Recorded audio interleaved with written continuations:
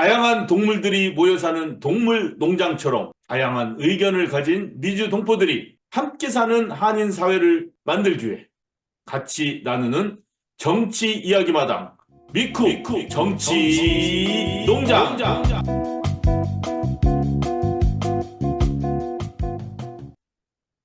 2024년 9월 11일 399화 시작합니다. 양희님, 한국에서도 우리를 걱정스럽게 만드는 어떤 소식이 있었는데 한번 한국 정치 소식 전해주시기 바랍니다. 한국 정치석이 좀 돌아가는 것들이 너무 많은 일들이 계속 일어나고 있어서 뭐 다 얘기할 수 없지만 그중 가장 뜨겁게 달궜던 거는요. 역시 기시다 후미오 일본 총리 방한이었던 것 같아요. 지난 6일에 1박 2일로 왔고요. 이제 퇴임을 앞둔 시기라서 한국 방문이 세 번째면서 총리로서 마지막 방한이었거든요. 도대체 왜 이 기시다 총리가 무엇 때문에 한국에 오는지 사람들이 그래서 많이 궁금해했고요. 사진에서 나오는 것처럼.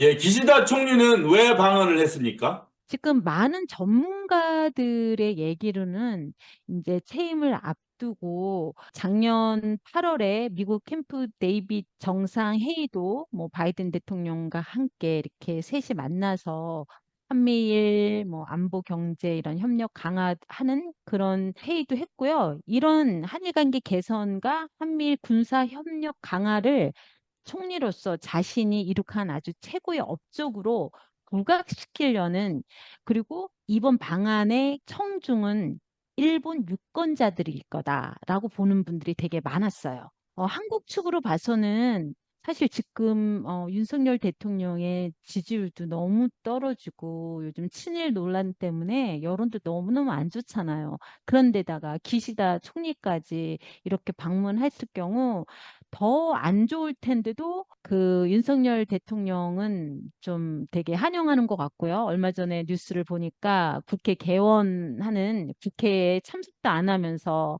자기 부인인 김건희 여사의 생일 파티에 참석했다고 난리가 난 것처럼 또 사람들이 그렇게 국회에 관심도 없고 나라에 관심도 없으면서 지금 일본 총리를 지금 만나야 되냐 이런 원성이 굉장히 네, 많거든요. 일본 총리는 근데도 사실 한국 국민의 정서로서도 그렇고, 잘못에 대해서 그쵸. 사과도 안 하면서 이렇게 경제적인 거나 외교적인 무슨 분명한 사유가 있을 때 한 번씩 만나는 건데, 그쵸. 퇴임을 앞두고서 그냥 뭐 친분 과시 때문에 오는 것 같은 이런 거는 우리 국민 정서상 맞지가 않죠? 네. 그래서 사실 저는 이 기시다 총리하고 그 윤석열과의 그 관계가 도대체 어떻게 이렇게 형성이 되는지 되게 많이 궁금했고요. 제가 우연히 유튜브를 보다 보니까 이게 나온 거예요. 조선일보에서 이런 기사를 올렸던 거를 지금 김건희 여사에게 그 디올백 선물해 준 것 때문에 시끄럽고 지금 기사에 많이 나오고 있는 최재영 목사님이 매불쇼에 나와서 얘기했던 건데요. 기시다가 조선일보에서 이랬네요. 문은 날 네, 만나지 않았고 유는 내게 선생이 되달라 했다. 문재인 네, 대통령은 기시다를 만나지 않았고 윤석열은 윤석열 대통령. 내게 선생이 되달라 했다. 뭐 네. 이렇게 예, 예. 보도했네요. 그래서 제가 그게 조선일보가. 도대체 무슨 내용인지 궁금해서 좀 스토리를 들어봤어요. 그랬더니 이때가 그 막 대선이 한창일 때, 그러니까 아직 문재인 대통령이 대통령으로 계실 때죠. 그때 이제 기시다 총리가 한국을 방문했는데 아마 문 대통령이 만나주지 않은 것 같아요. 근데 윤석열 대통령은 만나서 자기는 뭐 정치적으로 경험도 별로 없고 그러니까 자기한테 많은 것들 이렇게 가르쳐 달라서 자기 선생이 돼달라 이렇게 얘기를 했대라는 거예요. 그때 아마 음. 외교부 장관부터 시작해서 많은 사람들이 있어서 굉장히 당황스러워 했었다는 그런 얘기를 관계자들한테 들었다고 그 목사님이 얘기를 하는데, 이런 식으로 이미 그때부터 윤석열 대통령은 일본이 어떻게 생각하고 그리고 어떤 식으로 해 가는 게 자기한테 더 유리하다라고 아마 판단을 하고 그랬던 것 같아요. 그때부터 굉장히 일관성 있게 해왔잖아요. 예. 제가 그러면서 어쨌든 그것도 좋다 이거예요. 자기가 그게 뭐 그런 식으로 앞으로 정치를 운영을 하고 대한민국을 이끌어 가겠다 생각을 했으면 근데 이제 그러고 나서 여론이 굉장히 안 좋고 국민들이 비판을 많이 했잖아요. 그러면 예. 만약에 그런 여론을 듣고 막 그렇게 했으면 생각이 바뀔 수가 있는데 안 바뀌니까 그게 도대체 왜 그런가 보이는 이 한국일보 기사인데 여기에 답이 있는 것 같아요. 지금 보면 2024년 4월 25일자 한국일보 기사거든요. 이 미 국무부 국무장관이 캠벨 부장관이네요. 이 사람이 지금 얘기한 건데요. 윤석열과 기시다가 과거사 극복을 위해서 아주 큰 결단을 내렸고 이 사람들이 노벨 평화상을 받아야 한다고 얘기를 한 거예요. 밑에 하이라이트에 있는 걸 보면 노벨 평화상은 뭐 인도 태평양에는 그다지 집중하지 않은 경향이 있는데 국제 정세에 엄청난 변화를 가져와 이 상을 받을 자격이 있는 사람이 누구인지 내게 묻는다면 두 정상이 공동 수상해야 한다고 말하고 싶다라고 얘기를 했다는 거예요. 그러니까 제가 생각해 볼 때는 우리 이 단순 무식한 윤석열 대통령이 이 얘기를 듣고 얼마나 좋겠어요. 누가 뭐래든 대한민국 국민들이 뭐래든 형님 나라에 이렇게 국무부 부장관이 이런 얘기까지 했네. 내가 잘하고 있는 거야. 그래서 나는 노벨 평화상을 받을 자격이 있어. 계속 밀고 나가야 되지. 이런 거 아닌가 싶은 거죠.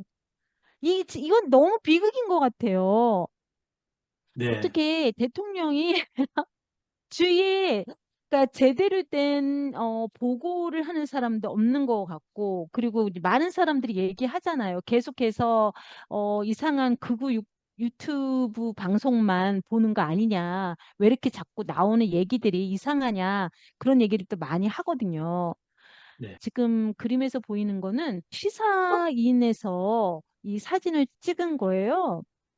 이 장소는요, 서울 수공동 롯데 호텔인데 이곳에서 기시다 총리가 묵고 있다고 하거든요. 그리고 이때 이 사진을 찍은 때가 저녁 6시쯤인데 그날 윤석열 대통령하고 기시다 총리가 오후 3시 30분부터 5시 15분까지 정상회담을 했대요.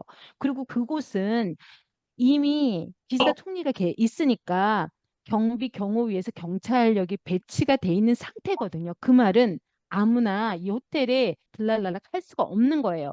그 말은 천공이 저기에 있었다면 어쩌면 대통령의 이미 인지하고 있고 어떤 식으로도 이 만남을 허락을 했다라는 거 아닐까. 어쩌면 지금 돌아가고 있는 많은 그런 거에 천공이 연관이 있는 건 아닌가. 이렇게 많은 분들이 지금 의혹을 제기하고 있는 상태예요. 예, 비록 뭐 천공이 뭐 자기가 이런 자리에 그냥 막 간다고 그러더라고요. 별로 의미 없이. 근데 문제는 이런 것들이 하나의 기사가 되고 한다는 얘기는 정상적인 정책 진행 외에 사적인 관계가 자꾸 들어서고 사람들이 그에게 신경을 써야 되고 하는 이 현실 자체가 통탄스러운 거죠. 예. 예, 한국은 한국의 안보를 위해서 미국과의 뭐 동맹이야 뭐 어쩔 수 없다 손 치더라도 일본과는 결코 일본 자체가 항상 대륙으로 진출하려는 야심을 갖고 있기 때문에 그들과의 그 군사적인 동맹이라든가 협력 같은 건 굉장히 조심해야 될 처지인데 지금 윤석열 정권 들어서 이러한 일본과의 관계를 대한민국의 존립을 위험하게 할 정도의 어떤 잘못을 저지르고 있는 상황인데 무슨 노벨 평화상은 평화상입니까? 그래서 우리 미주동포들은 바로 이러한 점이 굉장히 우려스럽기 때문에 지금 오늘 양희님이 이 이야기를 전해드렸습니다. 한일 양국에서 서로 협력하고 관계를 개선했다고 했지만 실질적으로 일본은 아무것도 양보한 게 없어요. 그냥 모든 거를 일방적으로 한국에서 양보를 했기 때문에 사실 일본 언론이라든가 국민들도 이게 얼마나 지속될 수 있을까 많이 염려를 하고 있는 상태거든요. 그렇기 때문에 이 정부가 아마 바뀌고 되면 그동안 이렇게 모래성처럼 지금까지 쌓아놓은 그 관계 자체가 하루아침에 무너질 수 있을 거라고 생각을 하고요. 그리고 잘못된 건 분명히 개선이 돼야 되기 때문에 우리가 모르게 지금 뒤에서 어떤 식으로 윤석열 정부가 일본에게 약속을 하고 있는지 예를 들면 독도 문제라든가 그 외에도 많은 정치적 관련된 일들에 대해서 밝히고 있지 않잖아요. 그렇기 때문에 더 많은 국민들이 관심을 갖고 계속해서 이 윤석열 정부를 압박해 나가는 게 필요하다고 보여요. 예, 네, 양님 이상입니다. 감사합니다. 예, 다음 주에 또 같이 이야기 나누도록 하겠습니다. 야, 수고하셨습니다. 수고하셨어요.